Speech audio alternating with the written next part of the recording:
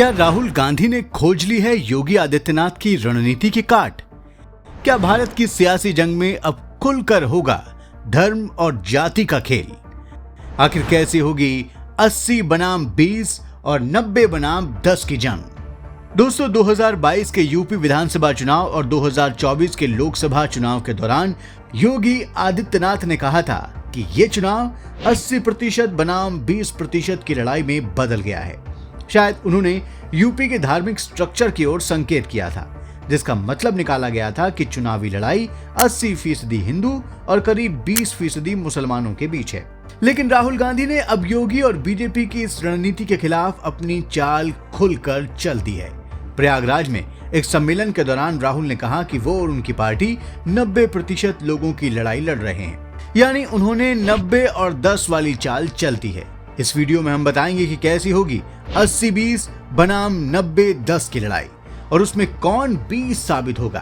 पहले हम राहुल गांधी के फार्मूले को बताएंगे और उसके बाद योगी के फार्मूले को बताएंगे और इस पर योगी आदित्यनाथ के बिल्कुल ताजा बयान को भी आपको सुनाएंगे। बस आप देखते रहिए द कर्मा। दोस्तों, पहले हम राहुल गांधी के 90-10 वाले फार्मूले को बताते हैं। इसमें एक तरफ भारत की 90% जनता है तो दूसरी तरफ 10% आबादी है। राहुल इसी 90 बनाम 10 की चुनावी जंग चाहते हैं। आपको बता दें कि राहुल गांधी के 90% में 50% ओबीसी, 10% दलित और 10% फॉरवर्ड माने जाने वाले मुसलमान हैं और दूसरी तरफ के 10% में सभी स्वर्ण हिंदू जातियां हैं। आपको बता दें कि राहुल के 50% ओबीसी में हिंदुओं के अलावा मुस्लिम जातियां भी हैं और 20% दलितों में हिंदुओं के अलावा मुस्लिम जातियां हैं। दोस्तों, राहुल गांधी ने प्रयागराज के सम्मेलन में अपना और अपनी पार्टी का एजेंडा बिल्कुल साफ कर दिया है। उन्होंने साफ तौर पर कहा है कि इन 90% को उनका हक दिला कर रहेंगे। उन्होंने इस बार इस संबंध में बिल्कुल नए उदाहरण भी पेश किए।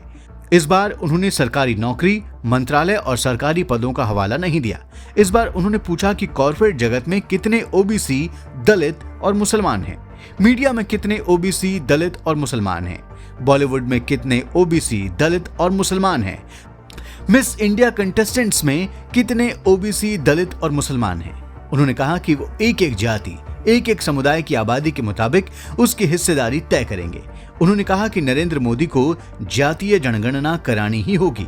अगर वो नहीं करेंगे तो कोई दूसरा प्रधानमंत्री इसे कराएगा।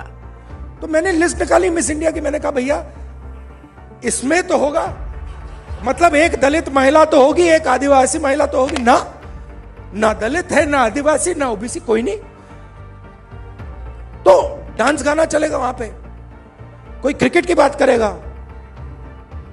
कोई बॉलीवुड की बात होगी।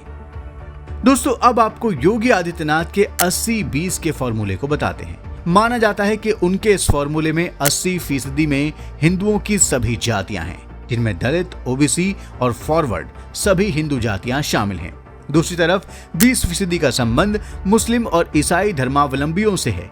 आरएसएस, बीजेपी और योगी आदित्यनाथ की रणनीति है कि जातियों में बटी देश की 80% हिंदू आबादी को एकजुट किया जाए, क्योंकि उनका मानना है कि इसका एकजुट होना सनातन धर्म और संस्कृति के लिए ही नहीं, इस देश और राष्ट्र की सुरक्षा और अस्मिता के लिए भी जरूरी है। इसके लिए केंद्र की मोदी सरकार और राज्यों की बीजेपी सरकारें ऐसी कई योजनाएं और नीतियां ला रही हैं जिससे हिंदुओं के पिछड़ी और दलित जातियों को फायदा पहुंचे और वो समाज की मुख्यधारा में शामिल हो जाएं। यहाँ ध्यान देने वाली बात है कि बीजेपी और संघ की रणनीति हिंदुओं को एकजुट करने की है, न कि मुसलमानों को अलग थलग करने की, क्योंकि बीजेपी सरकार की सभी योजनाओं का लाभ मुसलमानों को भी बिना भेदभाव के मिल रहा है। आरएसएस, बीजेपी का विरोध सिर्फ मुस्लिम तुष्टीकरण से है। बीजेपी और संघ का रुख आरक्षण के मुद्दे पर भी बिल्कुल साफ है, यानी आरक्षण खत्म नहीं होगा और अगर कोई दलित और ओबीसी आरक्षण का हक छीनकर मुसलमानों को देना चाहेगा तो उसका हर कदम पर विरोध होगा। दोस्तों, योगी आदित्यनाथ ने राहुल गांधी के 90-10 वाले बयान के बाद एक ताजा बयान दिया है, जिसमें उन्होंने हिंदुओं की सभी जातियों को चेतावनी दी है, चाहे वो दलित हों, ओबीसी हों या फॉरवर्ड। उन्होंने अपने 80-20 वाले फार्मूले को ध्यान में रखते हुए चेतावनी दी कि अगर बटेंगे तो कटेंगे। बहनों और भाइयों, राष्ट्र से बढ़कर के कुछ नहीं हो सकता, कुछ नहीं हो सकता। और राष्ट्र तब सशक्त होगा जब हम एक रहेंगे, नेक रहेंगे, तभी नेक रहेंगे। बटेंगे तो कटेंगे। दोस्तों, ऐसा लग रहा है कि हिंदुओं की दलित ओबीसी जातियों का सियासी दोहन करने के लिए राहुल गांधी जातीय जनगणना और आरक्षण जैसे मुद्दे उठा रहे हैं, लेकिन उनमें गंभीरता नहीं है, क्योंकि बॉलीवुड में दलित ओबीसी भागीदारी और मिस इंडिया में दलित ओबीसी भागीदारी की बात कर वो सिर्फ एक जातीय शिगुफा छोड़ रहे हैं। इस तरह के शिगुफे और फॉल्स नैरेटिव से उन्हें लोकसभा चुनाव के दौरान यूपी में जो सफलता मिली है, वो उसी को और आगे बढ़ाकर सत्ता तक पहुंचना चाहते हैं, चाहे उससे देश ही बिखर क्यों न जाए।